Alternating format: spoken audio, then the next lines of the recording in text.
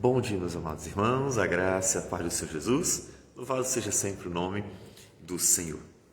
O apóstolo Paulo, em Romanos capítulo 1, versículo 16, diz que ele não se envergonha do Evangelho, porque é o poder de Deus para a salvação de todo aquele que crê, primeiro do judeu e também do grego.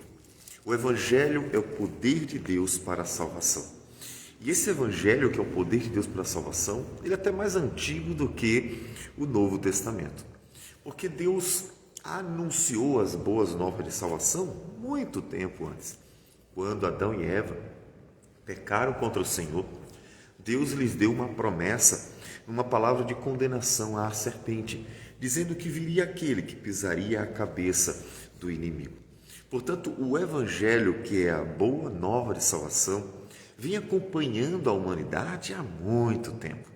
Por isso, quando chegamos no Salmo 119, que estamos meditando, nós encontramos um salmista que vê na palavra do Senhor a salvação de Deus para nós.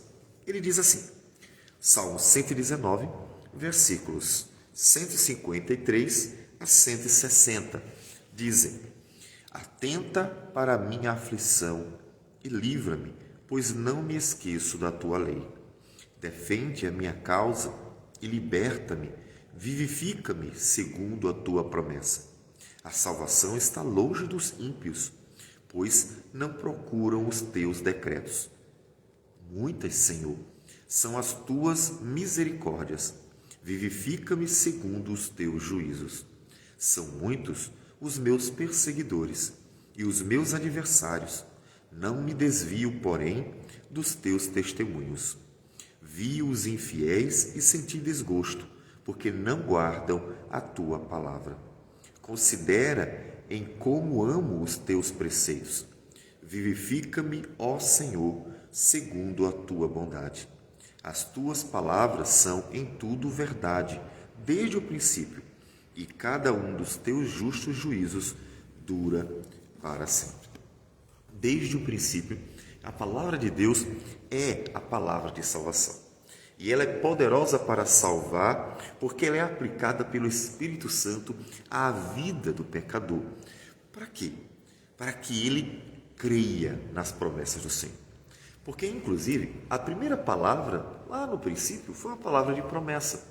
A promessa de Deus de salvação, dada a Adão e Eva, era a razão para eles continuarem vivendo na esperança de se cumprir aquela palavra.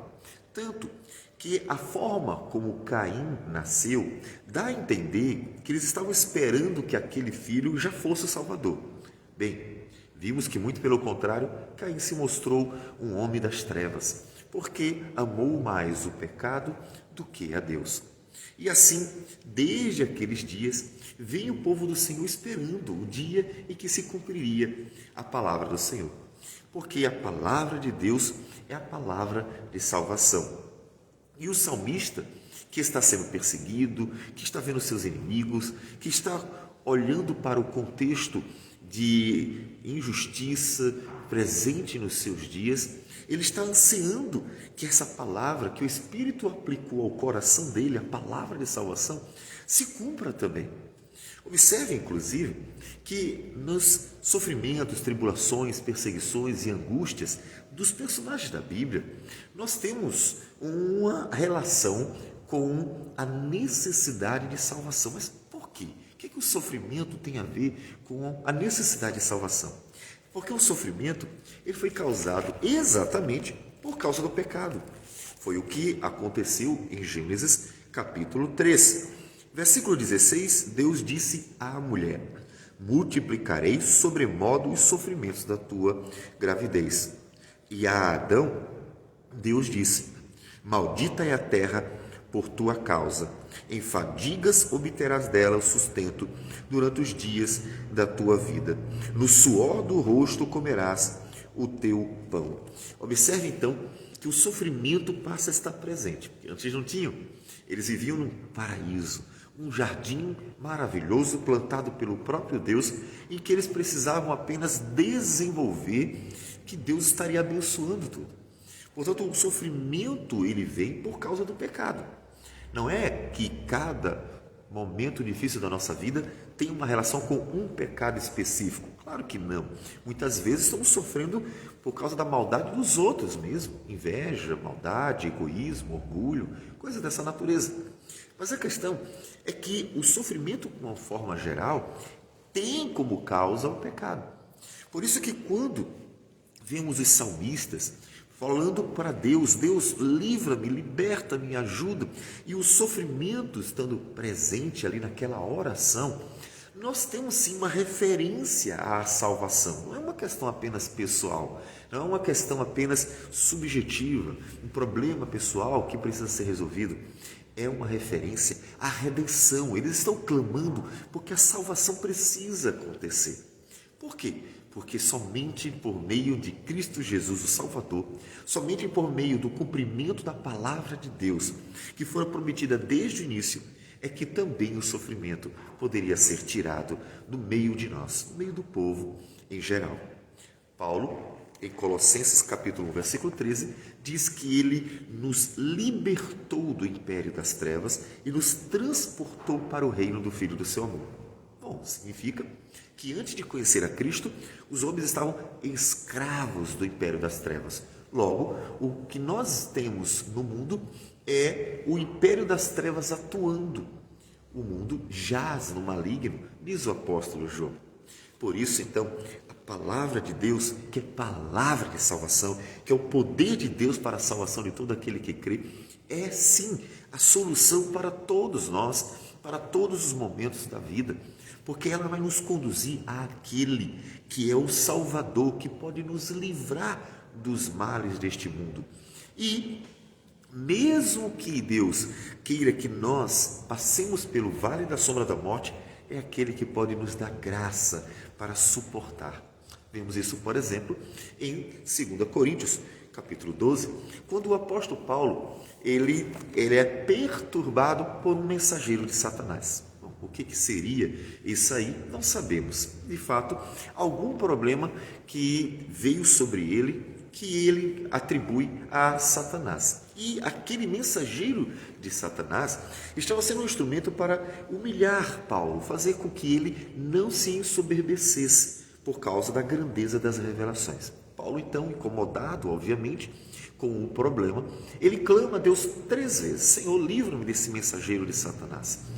Deus responde: a minha graça te basta, porque é na fraqueza que se aperfeiçoa o poder.